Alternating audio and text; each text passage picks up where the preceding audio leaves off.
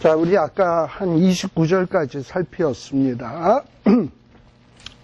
여전히 요 30절 이하에도 거기에도 보면은 이스라엘의 죄를 신랄하게 비난하는 비유입니다. 그러면서 하는 얘기가 뭐냐 하면, 여기에 보면, 30절에 보면, 이스라엘 사람들이 행하는 일들은 다 무슨 행위다? 방자한 음부의 행위다.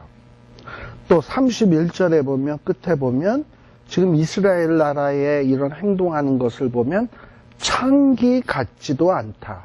즉, 그 얘기는 창기 같지 않다가 아니라, 창기보다도 더 추잡하다. 지금 이 얘기를 하는 거예요. 32절에 보면, 지아비 대신에 외인과 사통하며 간음하는 아내다. 완전히 바람난 환양 여자라는 얘기죠. 네. 좀 심하게 표현이 되려다가 말을 좀 조심하긴 했는데. 네. 그리고 33절에 보면 남자들이 창기와 관계를 맺을 때는 창기에게 대가를 지불하잖아요. 근데 이 이스라엘이라고 하는 음부는 어떠하냐? 뭐냐면 이 창기 같지도 않은 것이 오히려 창기인 이스라엘이 돈을 줘가면서 남자들을 끌어들인다 이 말이에요. 지금 이 얘기가 33절에 나오는 내용이죠. 네. 그래서 34절에 보면 이 이스라엘 백성의 음란함이 다른 여인과 같지 않다. 행음하라고 너를 따르는 자가 없어도 이스라엘은 막 행음을 하고 값을 받지 아니하고도 도리어 준다. 그러니까는 완전히 음부죠. 35절에 뭐라고 얘기합니까? 너 음부야. 그래서 하나님이 이렇게 신랄하게 비난을 하고 있다. 15장에서는 열매 없는 포도나무였다면 16장에서는 너는 음부다 라는 얘기를 하는 거예요. 그러면서 다 비슷한 얘기입니다만 37절에 보면 내가 너의 즐거워하는 정든 자와 사랑하던 자와 미워하던 모든 자를 모아서 사방에서 모아 너를 대적하게 할 거다. 그래서 이제 하나님이 이런 음부에게 심판하겠다는 얘기가 35절부터 쭉 나오는 거예요. 이제 앞으로 이런 음부인 이스라엘을 어떻게 심판할 것인가 하는 내용이 생생하게 나와 있습니다. 이 35절 이전까지는 이 음부에 더러운 행위가 나왔다면 35절서부터는 그 행위의 결과, 이제 하나님의 무서운 심판에 대한 내용이 기록되어 있다라는 거예요. 자, 그래서 37절에 보면 네가 그동안 즐거워하던 그런 모든 사람들, 이런 사람들이 이제 너를 대적하게 될 거다라는 거예요. 그리고 또 38절에 보면 지금 이스라엘은 음부니까 마치 어떻게 대우하냐, 간음하고 사람의 피를 흘리는 여인을 국문함같이 너를 국문하겠다. 우리 그 신약 성경에 보면 간음하다가 현장에서 잡히면 어떻게 되죠? 끌고 가서 돌로 치죠. 근데요, 이런 이슬람이나 이 중동 지역의 사람들이 돌로 칠 때 어떻게 돌로 치는지 아세요, 혹시? 사람을 꼼짝 못하게 해야 되잖아. 돌로 치는데 요리 피하고 해봐. 그 옛날에 그 오재미라 그랬나? 오재미를 탁 던지면 이렇게 샥 피하고 이렇게 샥 피하고 이거 안 죽고 던지는 사람만 피곤할 거 아니에요. 그러니까 그렇게 못 피하게 구덩이를 판대. 구덩이를 파가지고 이렇게 팔까지 나오게 하고 요렇게 묶는데 반만 나오게. 그러면 자기가 이게 못 빠져나오잖아. 그렇게 있는 상태잖아. 그리고 이제 고정된 표적이 되는 거잖아요. 기껏해야 요 정도는 할래나? 그러고선 친다는 거지. 지금 뭐냐면 간음한 여인이나 이렇게 돌로 쳐 죽이는 사람을 하나님이 심판한 같이 이제 이렇게 음부였던 이스라엘을 어떻게 하겠다? 심판하겠다. 아예 살벌한 얘기예요. 사실 어떻게 보게 되면. 그쵸? 그래서 여기 38절에 보면 진노의 피와 투기의 피를 내게 돌리겠다. 그리고 그동안에 여기 화려하게 멋지게 장식을 해줬잖아요. 39절. 이 장식했던 것들을 다 빼앗아 버리겠다. 그래서 처음에 뻘거벗은 채로 발견됐잖아요. 다시 뻘거벗기겠다. 그리고 마치 가늠한 여인을 돌로 치는 것처럼 40절 무리를 데리고 와서 너를 돌로 치며 칼로 찌르며 뭐 이러면서 얼마나 살벌하게 나오겠습니까? 그래서 어떻게 하시냐? 41절 불로 집들을 사르고 여러 여인의 목전에서 너를 벌할지라 내가 너로 음행을 그치게 하겠다. 네 스스로 그치지 않으면 하나님이 강제적으로라도 네 음행을 그치게 하겠다라는 거예요. 굉장히 살벌한 내용이죠. 우리 에스겔서 5장 13절 말씀을 잠깐 한번 볼까요?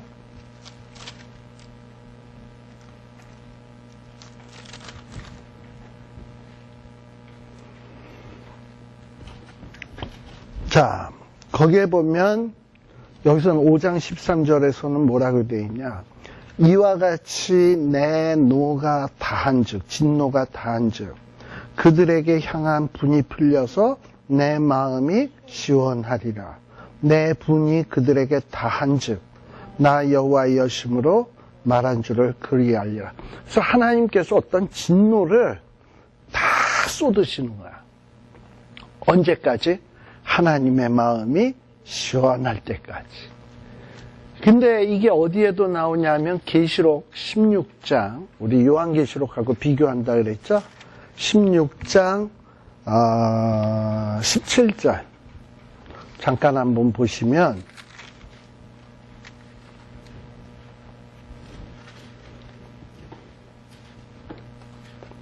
자 16장 17절에 보면 일곱 대접 마지막 일곱 대접이 쏟아지는 거예요. 공기 가운데 쏟아집니다.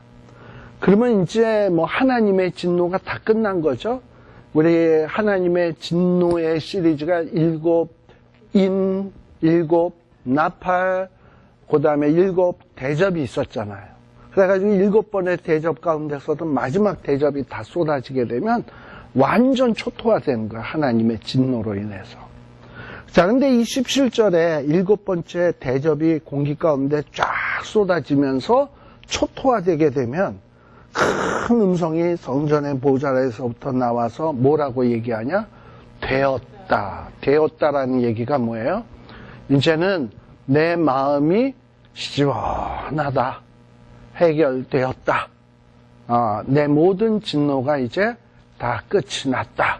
라는 이런 시점이 온다 이 말입니다. 그래서 우리가 죄를 무작정 계속 영원히 지을 수 있냐? 아니야. 마지막 하나님의 진노로 인해서 더 죄를 짓고 싶어도 지을 수 없는 그런 날이 와요. 그냥 스탑하고 하나님이 진노로 팍 퍼붓는 날이 온다고.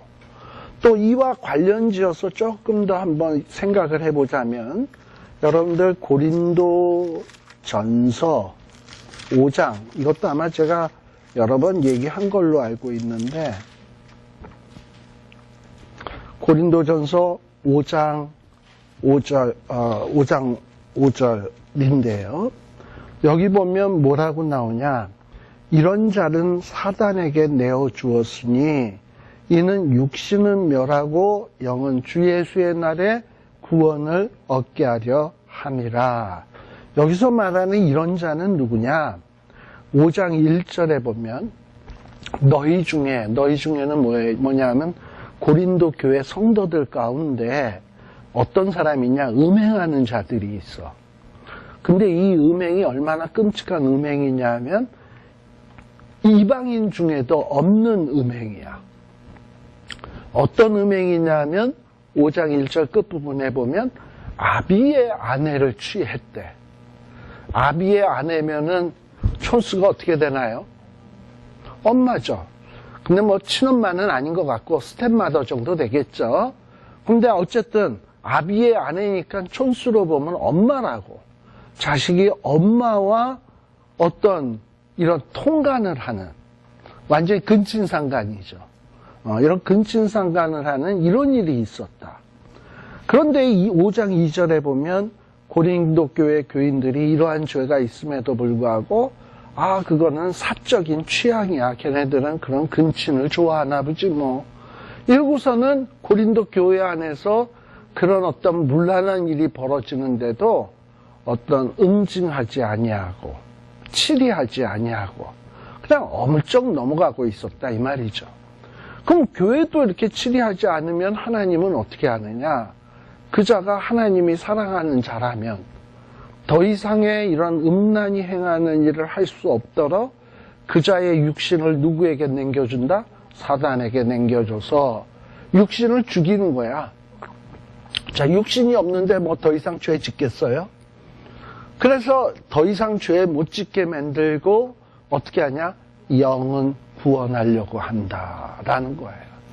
그래서 하나님의 사람, 자녀가 자꾸 죄 짓잖아? 그러고서 회개하는데도 죄 짓잖아? 그러면 이제 어느 시점에 이르면 하나님이 열매는 기대도 안 해.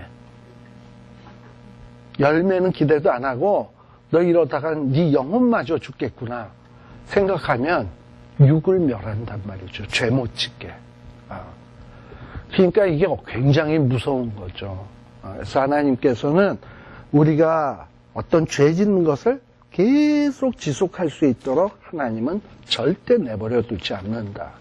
진노로 스탑하게 하든지 필요하면 육은 멸해서 영이라도 구원 얻도록 하기 위해서 육을 멸하는 수도 있다라는 거예요. 자, 이러면서 하나님이 심판을 하는데 그렇게 해서 하나님의 심판이 끝나면 어떻게 되냐?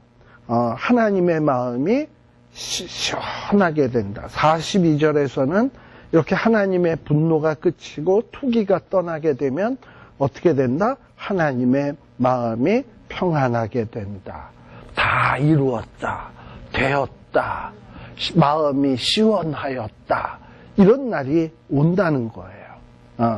자, 근데 왜 이렇게 하나님이 분노했냐? 우리 앞에 다 내용에 나왔던 거니까 43절에 이렇게 요약을 합니다. 내가 어렸을 때를 기억지 아니하고 이 모든 일로 나를 경록해 했다.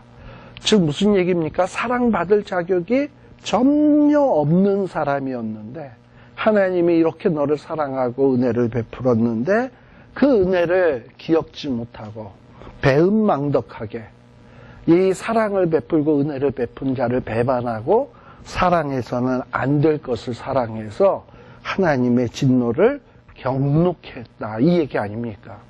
그래서 이제 하나님이 어떻게 한다? 네가 행한 행위대로 보응하신다.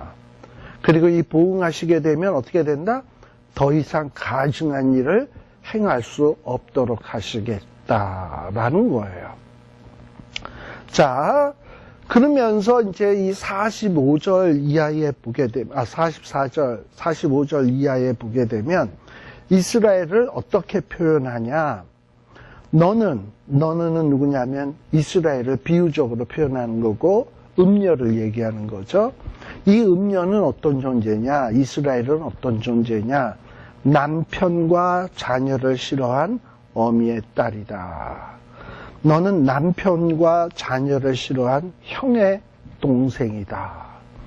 자, 이런 걸 보고 요약해서 얘기하면 본분을 잃어버린 자다라는 거죠. 본분을 잃어버린 자. 뭐 아내면 어떻게 하게 해야 돼요? 남편을 사랑하고 또 집안의 아내요 어머니면 어떻게 해야 돼? 자식을 사랑해야 되는데 남편도 버리고 아새끼들도 버리고 그러면 이걸 어디 인간이라고 할 수 있어?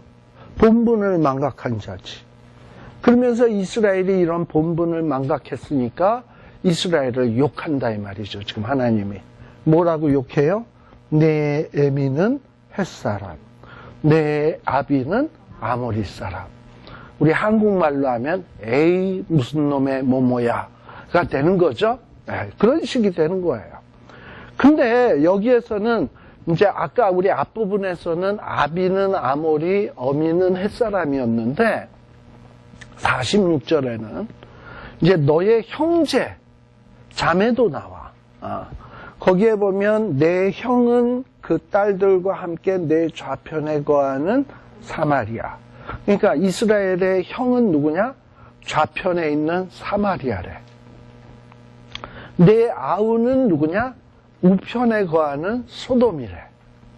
여러분들 사마리아와 소돔은 이스라엘 백성들에게 있어서 아주 경멸의 대상입니다. 특별히 남유다 백성에게 있어서 이 남유다 북이스라엘이 먼저 망했잖아요. 아수르에. 그러고 난 다음에 이 아수르라는 나라가 북이스라엘을 마음대로 요리하기 위해서 이 아수르에 있는 이런 이스라엘 사람이 아닌 사람들, 이런 사람들을 상당수를 이스라엘로 이주를 시켰어. 그래가지고 이런 이방인들이 이 이스라엘 땅으로, 북이스라엘 땅에 들어와서 이 북이스라엘에 있는 사람들과 혼혈이 이루어졌어요. 그걸 보통 우리가 사마리아 사람이다 라고 얘기하는 거예요. 그래서 이 유다 사람들은 어떻게 저것들이 비록 나라가 망했다고 이방인들과 저렇게 아무런 어떤 자책감도 없이 이렇게 함부로 결혼을 하고 피를 섞이게 할 수 있냐. 그래서 이 유대인들은 사마리아 사람들을 이방인보다도 더 경멸을 했어요. 그래서 만일에 이스라엘 사람들의, 유다 사람들에게 에이 사마리아 같은 놈 하면 이거 대단한 욕이 되는 거예요. 어떻게 그렇게 심한 말을 하고서는 펄쩍 뛰게 될 거예요. 사마리아 사람을 그렇게 경멸했어요. 그래서 이 이스라엘 사람들이 유다에서 저 북쪽으로 올라갈 때 사마리아 땅이 있으면 글로 통과하지 않냐고 멀리 돌아서 갔어요. 그러면서 그들은 뭐라 그랬을까? 똥이 무서워서 피하냐? 뭐해서 피하지? 이러고서는 돌아갔단 말이지. 그만큼 사마리아 사람을 경멸했는데 뭐라 그러냐? 사마리아는 네 형이다. 그러면 이게 얼마나 모욕적인 말이 되는 거예요. 그죠? 그 다음에 뭐 소돔 하면은 소돔과 고모라는 하나님의 진노를 받아서 멸망한 도성의 대표적인 도성이 소돔 아니겠습니까? 근데 이 소돔을 가리켜서 뭐라 그러냐? 네 아우다. 뭐 형은 사마리아, 동생은 아우. 그러면 중간에 낀 이 유다 백성은 뭐야? 니도 사마리아나 소돔이나 별 다를 게 없다. 이 얘기를 하는 거예요. 그러니까 굉장히, 아니 근데 성경에서 어느 정도로 얘기하냐? 47절에 보면 내가 그들의 행위대로만 행치 아니하며 그 가증한 대로만 행치 아니하고 그것을 적게 여겨서 내 모든 행위가 그보다 더욱 부패하였다. 너는 사마리아처럼 행동할 뿐만 아니라 소돔처럼 행동할 뿐만 아니라 사마리아와 소돔의 이 죄악을 작게 여겨서 너는 그거보다도 훨씬 더 많은 죄를 졌다. 그러니 너는 뭐만도 못한 놈? 사마리아와 소돔만도 못한 존재가 바로 너다라는 거예요. 근데요, 내가 좀 놀라운 것은 뭐냐면 49절에 보면 뭐라고 돼 있냐? 그러면 소돔의 죄악이 뭐냐 이 말이에요. 우리가 흔히 생각하는 소돔의 죄악은 뭡니까? 동성연애 뭐 이런 거였잖아요. 동성연애, 어떤 폭력, 뭐냐면 우리 롯의 집에 사람들이 와서 문을 두들기면서 그 집에 들어간 자를 끌어내라 막 이러고 난리를 치고 그랬잖아요. 바로 이 동성연애 어떤 폭력을 우리는 머릿속에 창세기에 나오는 걸 생각하고 딱 생각을 하는데 지금 에스겔서에서 얘기하는 소돔의 죄악은 뭐냐? 이렇게 얘기하고 있어요. 교만이다. 식물의 풍족함, 태평함에 그들의 죄가 있다는 거야. 또 뭐냐? 가난하고 궁핍한 자를 도와주지 않았다. 또 거만하고 가증한 일을 내 앞에서 행했다. 이게 소돔의 죄예요. 우리가 생각하는 소돔의 죄와는 전혀 180도 다른 얘기죠. 근데 좀 우리의 눈이 가는 데가 어디냐면 식물의 풍족함, 역시 먹는 데 눈이 가. 태평함. 그러니까 이 소돔 사람들이 왜 이렇게 극단적인 동성연애 그리고 폭력적인 데까지 이 죄가 심화되었냐? 처음에는 그들의 목적이 뭐냐면은 식물의 풍족함, 그러니까 입으로 느끼는 쾌락, 그리고 몸으로 느끼는 즐거움, 태평함. 근데요, 맨날 맛있는 거 먹으면 맛있는 게 맛있던가요? 맨날 편안하면 편한 게 편하던가요? 맨날 즐겁게 지내면 즐거운 게 즐겁던가요? 아니에요. 그냥 그게 그거야. 그러다 보면 어떻게 하냐면 더 짜릿한 즐거움은 없나? 더 짜릿한 어떤 쾌락은 없나? 그러면서 점점 더 극악한 어떤 죄악으로 나아가게 되는 거예요. 소돔과 고모라가 그렇게 짐승 이하로 타락하게 된 것은 그들의 관심사가 어디에서부터 출발한 거냐? 태평. 어떤 먹는 즐거움, 그러니까 즐거움과 쾌락에 있었던 거야. 그러니까 이 즐거움과 쾌락으로 만족하지 못하니까 더 센 쾌락, 더 센 즐거움 하다 보니까 어디까지 간다? 동성연애. 이렇게 가는 거예요. 그러니까 지금 또 뭐냐? 교만이라고 그랬어요. 이렇게 태평하고 즐거우려면 가진 게 많아야지. 우리 창세기에 보면 아브라함의 조카 롯이 땅 문제로 인해서 다투었잖아요.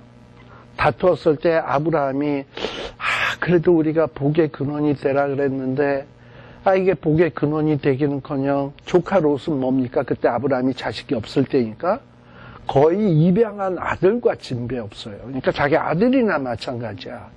근데 주변에 있는 이방 사람들에게 아브라함 내 식구가 복의 근원의 역할을 감당해야 되는데 아버지와 아들 같은 사람이 땅을 놓고 맨날 쌈박질이야. 그러면 이게 복의 근원이 아니잖아. 그러니까 아브라함이 결국은 결단을 내리기를 어떻게 하냐? 조카 롯아, 네가 우하면 내가 좌하고 좌하면 우하리라.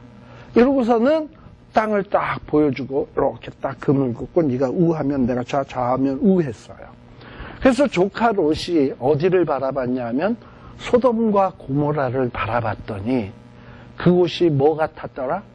에덴 동산 같았더라. 이렇게 소돔과 고모라가 에덴 동산 같은 데야. 그러니까 얼마나 풍성하다라는 얘기입니까? 부족함이 없지, 거기에서는.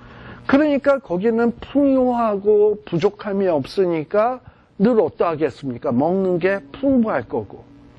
그리고 거기 먹는 게 풍부하니까 굳이 힘들게 쇠 빠지면서 땀 흘리면서 일을 안 해도 되니까 태평함이 있을 거고. 그렇잖아요? 그래서 이렇게 풍족하고 태평하다 보니까 뭐냐 하면 열심히 사는 거가 없어지고 오로지 어디에만 관심이 있냐? 즐거움, 쾌락. 이러면서 결국은 어디로 갔냐? 동성연애로 갔고. 또 이렇게 자기네들이 가진 게 많다 보니까 어떻게 되었냐? 이거 내가 잘나서 가졌나 보다 해가지고 교만해지었단 말이죠. 바로 이게 소돔의 죄악이라는 거야.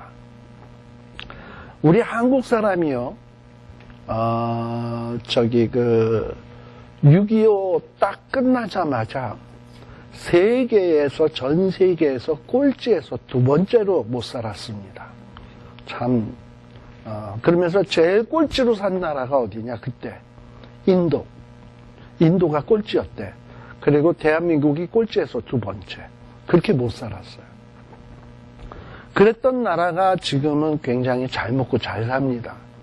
그러면서 이 한국 사람들의 의식 속에는 우리가 이렇게 잘 살게 된 것은 우리가 똑똑해서 그래. 우리가 근면해서 그래. 우리는 굉장히 뛰어난 DNA를 갖고 있어. 뭐 이런 생각들을 좀 하고 있습니다. 근데 그거는 천만의 만만의 콩떡 같은 말씀이에요. 말도 안 되는 얘기예요. 왜냐, 이 대한민국이 잘나서가 아니라 사실은 이 대한민국이 우리 6.25가 딱 끝났을 때만 하더라도 그게 말이 안 되는 게 이북하고 남한이 있었잖아요. 그런데 누가 더 잘 살았냐? 이북이 잘 살았어요. 이북이 더 잘 살았어요. 근데 이북하고 남한 사람하고 DNA가 달라요? 똑같아요. 근데 세월이 지났는데 이북은 지금 지지리 못 사는 나라예요. 대한민국은 잘 살아요. 걔네들이 무슨 DNA가 부족하다든가 뭐가 그러나요? 단 뭐냐? 지금 정치 시스템이 그런 시스템이니까 그런 거야.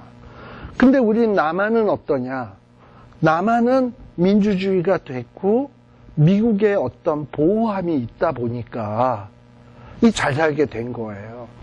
이북은요, 남한을 적화시키겠다고 모든 돈만 있으면 무기 사고, 돈만 있으면 핵무기 만들고, 돈만 있으면 전쟁 준비하고, 이러느라고 경제 개발이나 공장 짓거나 어떤 돈 나올 수 있는 시스템을 만들어내질 못했어요. 그러나 우리 남한은 어떠냐? 남한이랬는데, 대한민국은 어떠냐? 대한민국은 똑같은데도 불구하고 우리는 뭐 무기 만들고 전쟁 준비하고 할 필요가 없는 게 미국이 무기 대주지, 지켜주지. 이러니까 국방비에 굳이 돈을 쓸 이유가 없는 거야. 그럼 그 돈 갖고 뭐 했냐? 박정희 대통령 뭐 이렇게 지내오면서 공장 지었잖아요. 고속도로 놨잖아요. 포항제철 건설하고. 뭐 이러다 보니까 나라가 발전하는 거지. 그러니까 이 나라가 발전한 것은 물론 내가 깎아내리는 게 아니라 우리의 근면함 있지. 그리고 우리의 성실함 있고 머리좋음도 있습니다만 더 결정적인 건 써야 될 국방비에 들어갈 돈을 안 쓰도록 대신 뒤에서 후원해준 미국의 뒷배경이 있다라는 얘기입니다. 그러면 그걸 생각한다면 사람은 어떻게 해야 돼? 아, 이건 우리가 잘나서 된 게 아니라 이런 서방 세계 또는 미국 같은 이런 자유주의 국가가 대한민국을 지켜주고 보호해주고 그동안에 돌봐준 대가로 우리가 국방부에 아까운 지출을 하지 아니하고 그거를 나라 건설에 할 수 있었기 때문에 대한민국이 이렇게 발전할 수 있었구나. 이렇게 생각을 해야 된다 이 말이죠. 그래서 어떤 고마움과 감사함 또는 우리에게 어떤 사랑을 베풀어주고 우리를 도와줬던 이런 국가들에 대한 의리 이런 것들이 있어야 돼요. 물론 이런 면도 없지 않아 있겠지. 미국이 대한민국을 돕고 싶어서 도왔나? 안 도우면 러시아나 중국이 들어와서 태평양을 위협하니까 그 교두보를 확보하기 위해서 남한을 도왔지. 물론 어찌됐건 어떻게 해서 도움을 얻었던 간에 도움 얻은 건 사실 아닙니까? 그러면은 그거에 대한 고마움이라든지 감사함이라든지 의리 같은 건 있어야 되는 것 아닌가요? 네. 마찬가지로 우리 딱 대한민국이 보면 좀 이런 느낌이 들어요. 벌거벗고 피투성이고 별것도 아니었던 것을 지나가면서 불쌍히 여겨서 구해줘서 옷 입히고 황후 위에 지나가게 했는데 마치 지잘나서 된 것처럼 교만해지고 그리고 이렇게 해서 뭔가 은혜를 입었으면 은혜를 입은 자답게 뭔가 내 존재의 이유가 뭐지? 그럼 나는 뭘 해야 되지? 이런 걸 고민을 해야 되는데 그런 것 없이 돈 좀 벌고 나니까 그냥 즐기고 그리고 집밖에 모르고 또 외국에서 찾아오는 외국인 노동자들이나 이런 것들은 그들보다 잘난 것도 없으면서 저것들은 인간 이하야, 저것들은 게으른 민족 뭐 이러고서는 얼마나 멸시천대하고 이런 모습을 보면서 아, 참 우리 한국인의 의식 수준이 참 별볼 일이 없구나. 뭐 똑똑해서 여기 왔다고 천만의 말씀인데 냉정하게 생각을 해보면 정말 대한민국은 미국 같은 나라를 통해서 하나님이 우리를 지켜주고 보호해줘서 부흥시켜준 하나님의 은혜가 있었던 거예요. 그러면 그걸 생각하면서 하나님이 왜 우리에게 이렇게 서방 세계나 어떤 다른 나라들을 동원해서 이렇게 부흥을 시켜줬을까? 북한은 우리랑 똑같은데 저들은 왜 저렇게 가난한가? 그러면 우리는 뭘 해야 되는가? 뭐 이렇게 생각을 해야지 나보다 조금 못 살면 멸시하고 무시하고 이러면 안 된다 이 말이죠. 보세요. 49절에 보면 풍족하고 태평하니까 가난하고 궁핍한 자들을 바라볼 때 이들의 시각은 뭐냐? 나는 잘나서 이렇게 됐고 가난하고 궁핍한 자들은 이들은 못나서 그렇게 된 거야. 그러면서 어떤 인생에서 너희들은 낙오자야. 루저. You are loser. 이러고서는 그들을 아주 그냥 사회의 쓰레기처럼 생각하고 도와주지 아니하고 그랬다 이 말이죠. 그래서 51절에 보면 하나님은 뭐라고 얘기합니까? 니들이 그렇게 경멸하는 사마리아의 죄는 너희의 절반도 범치 않았다. 너희들의 죄가 사마리아 죄보다 갑절은 더 된다 얘기 아닙니까? 뭐 이렇게 잘났다고 이러면서 또 52절에 보면 네가 네 형과 아우가 누굽니까? 형은 사마리아, 아우는 소돔. 네가 소돔과 사마리아를 더러운 것들이라고 네가 막 논단을 했어? 웃기지 마. 너도 네 수치를 담당할지니라. 내가 그들보다 더욱더 가증한 죄를 범함으로 그들이 너보다 의롭게 되었나니 내가 내 형과 아우를 의롭게 하였은즉 너는 놀라며 내 수치를 담당할지니라. 즉 무슨 얘기냐? 만일에 이스라엘이 이제 하나님의 유다의 백성이 하나님의 심판을 받으러 갔더니 사마리아, 소돔 얘네 죄는 너의 죄의 반도 안 돼. 얘가 너보다 훨씬 의로워. 그리고 네 죄가 얘네들 죄의 갑절이야. 그렇게 되면 졸지에 소돔과 고모라는 누구보다 의로운 게 되는 거냐면 유다 백성보다 의롭게 된 거예요. 그러니 그런 어떤 하나님의 결론이 나오게 되면 그 결론을 들은 자는 어떻게 돼? 내가 그토록 무시하고 우습게 여기고 경멸하던 내가 사마리아보다도 못하다고? 내가 그런 소돔보다도 못하다고? 그러면서 사람들이 놀라게 된다라는 거예요. 이게 52절 끝부분에 나오는 그런 내용입니다. 자, 그래서 저는 이 에스겔 16장을 가만히 보다 보면 이 음부가 이스라엘이다, 유다다. 맞아요. 그러나 이 음부의 모습이 나는 아닐까? 이 음부의 모습이 오늘날 대한민국 우리 사람들의 모습은 아닐까? 이 음부의 모습이 우리 이 미주 한인교회의 모습은 아닐까? 우리 한국인들의 그 교회의 모습은 아닐까? 뭐 이런 생각이 좀 들어져요. 그래서 어쩌면 우리 모든 교회 성도들이 이 에스겔 16장을 놓고 냉정하게 우리의 출발이 어떠했는가? 얼마나 비참한 데서 출발해서 여기까지 왔는가? 여기까지 온 것에 대한 하나님의 은혜가 이게 얼마나 대단한 건가? 왜 이런 은혜를 베푸셨을까 하는 생각, 반성. 그러면 이제는 우리가 뭘 하지? 이런 어떤 생각. 이러면서 우리가 깨어나야 돼. 그래서 한국교회가 깨어나고 그래야 돼요. 우리 최근에 한국의 명성교회 사태 다 아시죠? 요즘 MBC 뉴스 PD 수첩인가? 거기에서도 나왔습니다만, 저는 그 MBC PD 수첩 100% 안 믿어요. 왜냐하면 MBC PD 수첩은 걔는 이미 전과가 있어요. 물론 전과가 있다고 못 믿을 건 아니지만, 광우병 보도했던 거 기억하시잖아요.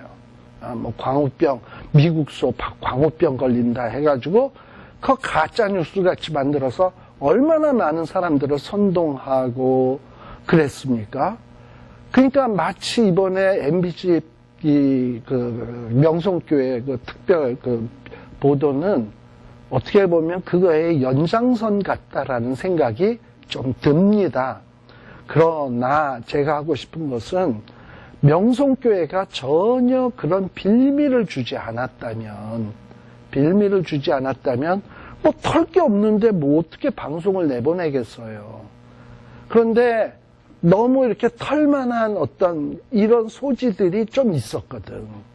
그러니까 그렇다 이 말이죠. 뭐 정말 MBC 그 보도의 말대로 800억이 있다고 칩시다.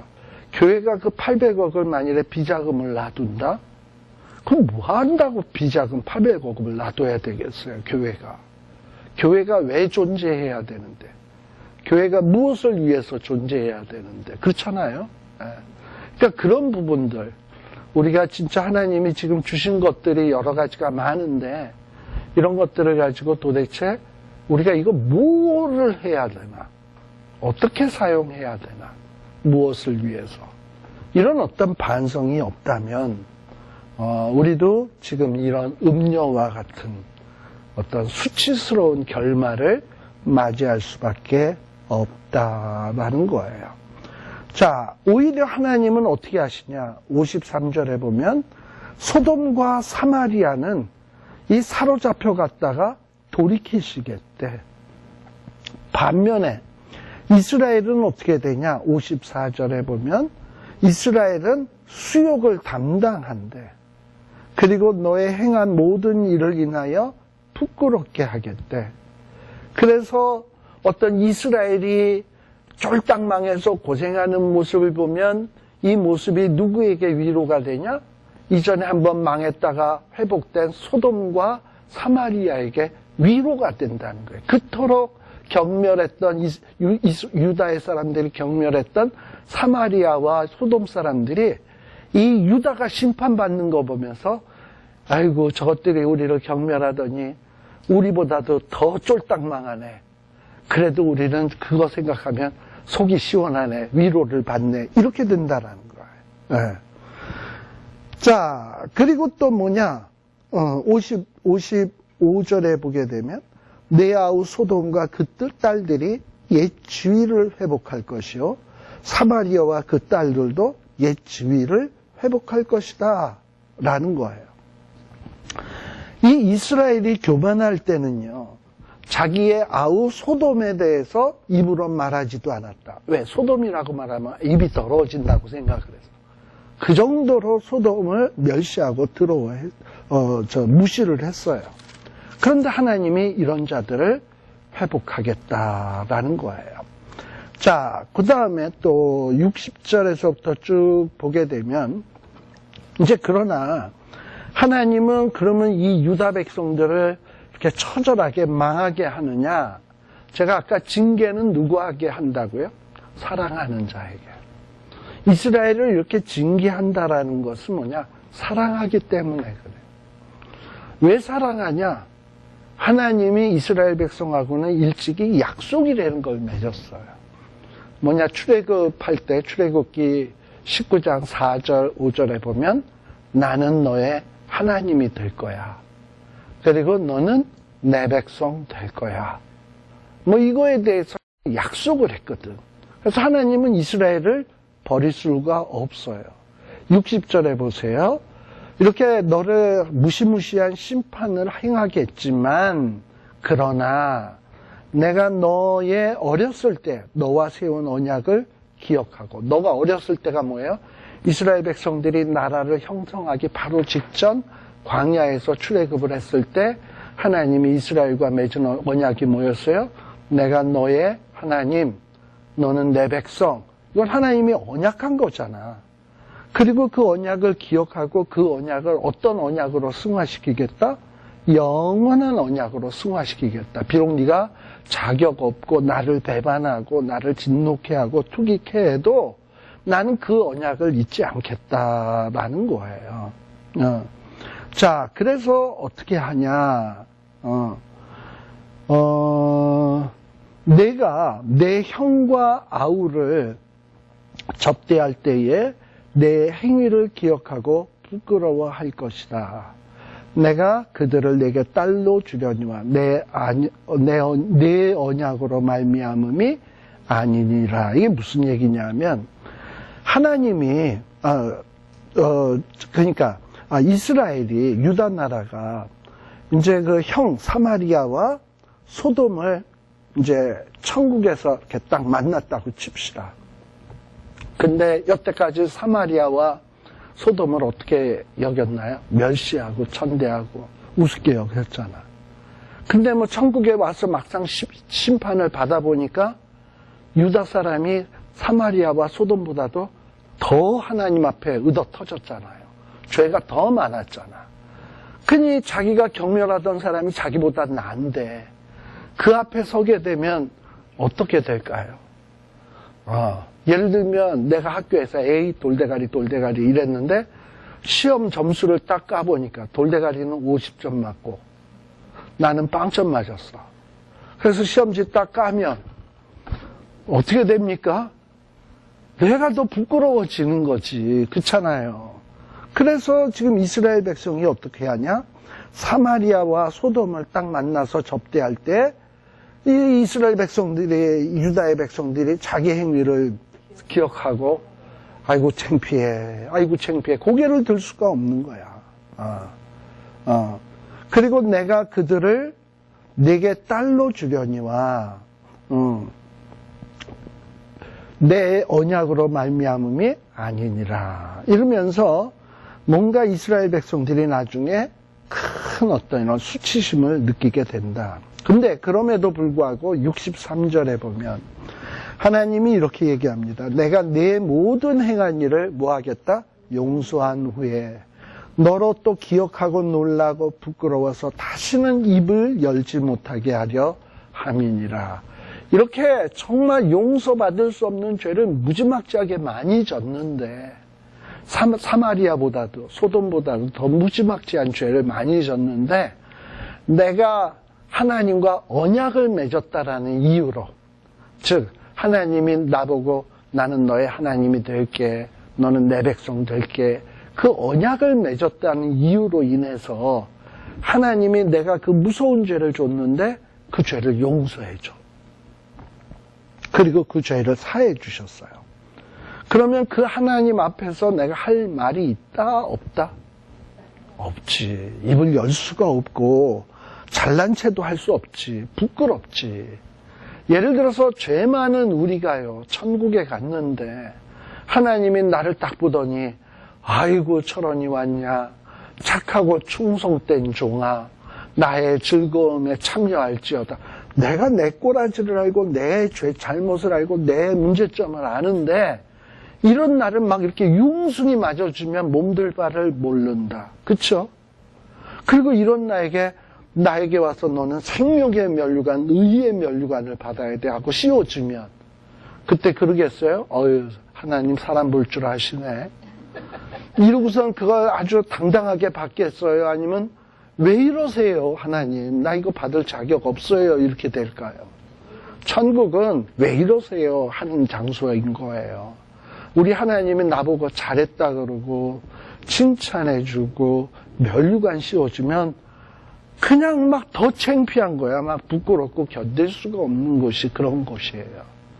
그래서 사실 여기 16장에 나오는 그 음부의 그 모습, 얼마나 창피스럽고 수치한 모습입니까? 애굽 사람에게, 아수르 사람에게, 지나가는 행인에게 창기도 돈 받고 뭐 이렇게 하는데 이건 돈 주고 뭐 이러면서 뭐 몸을 함부로 굴린 이 창기가 뭐 드러낼 게 있겠습니까? 근데 이런 자를 일찍이 너는 내 백성이야, 나는 너의 하나님이야. 그래서 그 죄를 용서해 주시고 회복시켜 주시고 잘했다 할 때 그 용서받은 자가 하나님 앞에 뭐라 할 말이 있겠습니까? 바로 마지막 종말의 모습은 이러한 모습이다. 그래서 우리가 하나님 앞에 섰을 때 정말 하나님께서 이런 놀라운 축복을 주신다라는 걸 잊지 않는 이런 저희들이 되었으면 합니다. 기도하겠습니다. 다음 시간에는 17장부터 또 한번 또 살펴보도록 하겠습니다. 하나님 아버지, 정말 우리가 16장에 나오는 음부의 모습을 보면서 어떻게 이렇게 이 음부는 한심한가, 또 이 음부에 비유되는 이스라엘은 한심한가 합니다. 그러나 이 모습이 우리의 모습이요, 우리 대한민국의 모습이요, 한국 교회의 모습이요, 오늘날 이 시대의 교회의 모습임을 잊지 않는 저희들 되게 하여 주옵소서. 우리 하나님께서 우리에게 주신 것들이 너무도 많은데 이거 왜 주셨는지 늘 끊임없이 생각하게 하여 주시고, 이제 얼마 남지 않은 우리의 남은 생애에 있어서 정말 하나님께서 주신 사명 잘 감당하며 우리의 존재의 이유대로 잘 살아 정말 많은 사람들에게 복의 근원의 역할을 하며 하나님에게 기쁨이 되는 귀한 하나님의 아들, 딸들 되게 하여 주시옵소서. 예수님 이름으로 기도드리옵나이다. 아멘. 마치겠습니다.